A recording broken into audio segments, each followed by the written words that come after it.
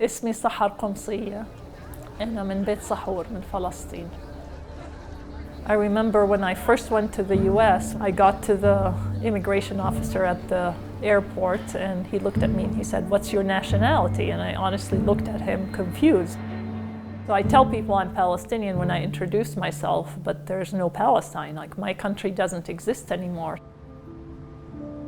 Sometimes when I go to the 4th of July here, I actually want to grab somebody and ask them, what does it feel like to have freedom? What does it feel like to have a country and to have rights? I grew up in a little town called Beit Sahor, which is close to Bethlehem.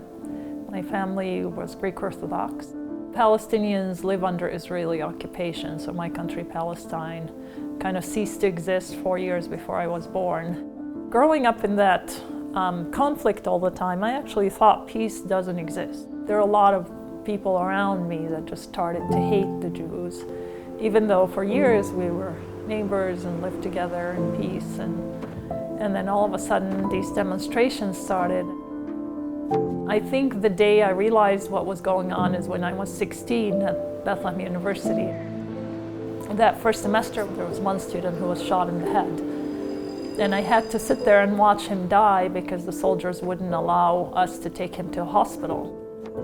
And that's when I realized, oh, that's why we're protesting. Not only did they shoot him, but they prevented us from taking him to a hospital. Right after that event in the university when I was 16, I got to the point where I was depressed. I personally stopped believing in a God that loved me. And so that's when I started to even pray that God would end my life. I mean, I learned the Bible, but I still couldn't connect the dots. There's this boy, 17 years old also, that was shot, and he was Muslim. But I remember going to his family's house and watching his mom, and she had this peace around her. And I looked at her and I'm like, how can you be okay? And I wanted that, you know, no matter what's going on, that I'm gonna be okay. After I learned more about Jesus Christ and started to follow Christ is when I started to feel that peace that I've never experienced in my life. Religious freedom is important because believing in a God changed my life. And I would climb hills and climb walls and sometimes get shot at or almost raped or arrested just trying to get to church. And to me, fighting for that faith is something that made my faith strong.